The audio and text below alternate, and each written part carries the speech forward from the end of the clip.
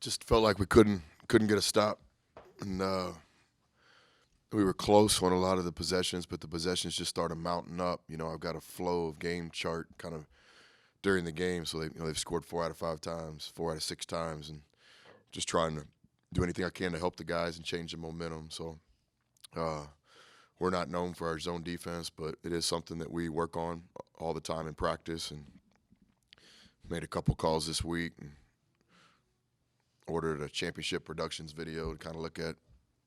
And so I thought our zone helped us a little bit today. Maston hurt you for 22 points. His last bucket was at 7:42. What did you do defensively against him down the stretch to keep him from scoring? This is the reason why Baylor is a top 5 team, a projected #1 seed in the tournament.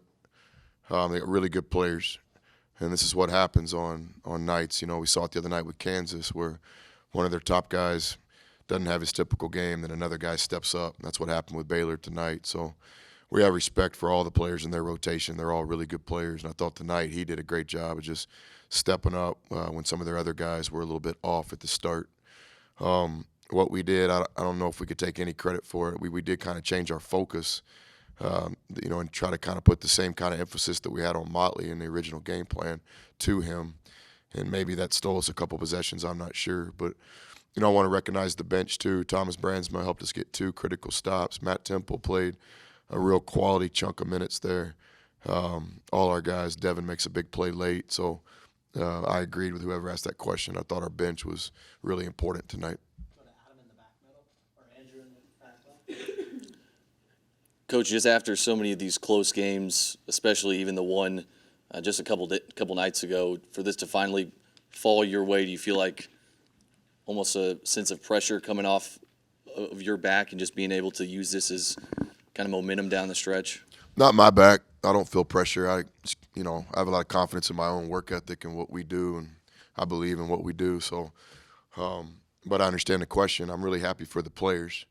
I hope the players don't feel pressure. I've said it before. I never want to coach a team that comes into any game and it's not aggressive, it's not enjoying the game, it's not having fun. And I think with the Kansas game, it was obviously very disappointing. And with only 1 day prep, I just begged the guys tonight to play the game, live in the precious present. This game, what an opportunity to play one of the best teams in college basketball on your home floor. You couldn't ask for a better setup. So I'm happy for the players. So I'm also happy for my friends. It's a kind of a deal in coaching where people come to see you, and it's just kind of understood that if we lose, we're not going to Denny's later. But if we win, we hang out. So had some great friends in town for the Kansas game that I didn't even get to talk to after the game, so I apologize, guys. But tonight, got 3 dear friends, Rodney and Trey Day that's his real name, Trey Day, from Little Rock, are in town, and then Eric Endicott, one of my old teammates. So it's cool when you win a game like this and you have friends here. And the same thing with the players. A lot of the players' families came in town for this 2-game stand to see him play Kansas and Baylor. So I'm just happy for a lot of reasons, but hopefully these guys tonight will be able to enjoy some well-deserved time with their friends and family. Coach, you know how much Aaron Ross has been struggling lately, and he's been working hard in the gym. I heard 1,500 shots before Kansas, trying to get his shot back. How much did him hitting that 3 mean to you for seeing him get that first bucket in what felt like forever? Yeah, it was big. Just like Ross said, as a shooter, it's you got to see that ball go through the net. It just kind of picks up other parts of your game too. It's true. You'd hope that it wasn't that way.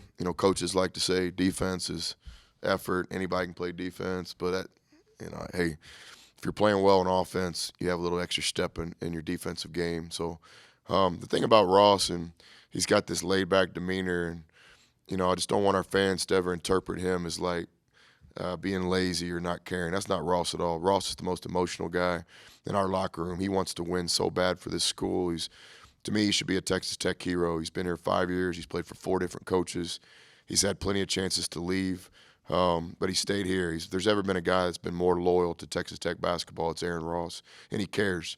And it was within 30 minutes of the Kansas game ending, he was back in the gym. I think he made 700 shots Saturday night after the game. So that's a little bit of a glimpse behind Aaron Ross and who he is. Commenting on the officiating, 53 fouls tonight between both teams. I think that's a product of the 2 games in 48 hours for both teams. I've never thought of it like that, but maybe. I know our deal is we wanted to be aggressive. We wanted to drive the ball. We basically just ran our man offense against their zone in the second half to try to create movement and the ability to be aggressive. Zone offense kind of makes you passive sometimes. It's more about spacing and passing, whereas our man offense is all about attacking. So, we've been on the other end of this, and I think in those moments I've been consistent saying that victory favors the team that's more aggressive, and I think you got to give our players a lot of credit tonight. We were the more aggressive team. You always talk about the ceiling on Stevenson, 21 points, 6 boards, 5 assists, and 0 turnovers. Is this one of the best games he's played all season? I think so, but I still stay consistent with he can get better. What was he from the free throw line tonight? Yeah, he misses. Yeah, so, one thing about you got to love about Naeem is he's like fearless. Like, he wants to be in those moments. He wants the ball. He wants to make the big play, and he's been very coachable. I've been really hard on Naeem, probably harder than anybody on this team, but it's just because I know this team needs him to take it to another level, and he's done that lately. But I'm still not ready to, send him a text message tonight and buy him a waffle later. He needs to show me more. I want to see this 2 or 3 more games in a row because I think he's got that in him. Manu LeConte goes out with 8:28 left. You guys were already making a move, but then after that you really attacked. Did you sense that they were phased, or was it more just you guys attacking and punching them? I can't comment on their team, but what we did do is we knew that, he's their primary ball handler. So when he gets out of the game, the way Baylor plays a little bit different. So we did make some adjustments there. We were prepared for that. We always try to play the game out. The game could go this way. This is what we'll do. The game could go this way. Just like the other day when Mason fouls out, we were ready for that moment. We just didn't capitalize on it. But tonight I thought we made some good plays on both ends of the floor when one of their best players wasn't in the game. Coach, Krista asked about your zone defense, but your offense tonight, just in general, you scored. Baylor's one of the best defensive teams in the country. You score 84 points, shoot 51%, and it seems like to me that you guys execute pretty well against the zone whenever you've seen it this year. Just comments.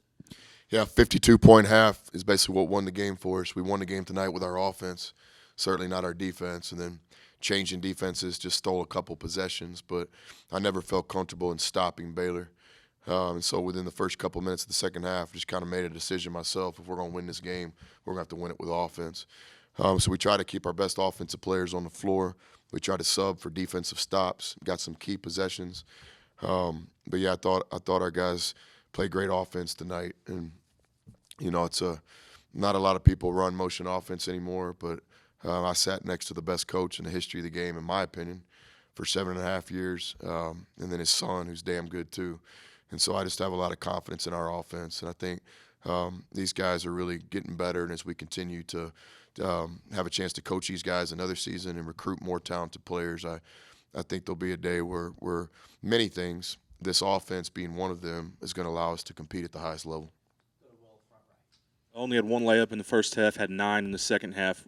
What do you think the biggest difference was in your change aggressively on offense? I thought we were playing better without the ball in the second half. A lot of our layups tonight came on curl cuts or back cuts, and that was our guys playing without the ball. And, the nights that we play good with the ball, we're good.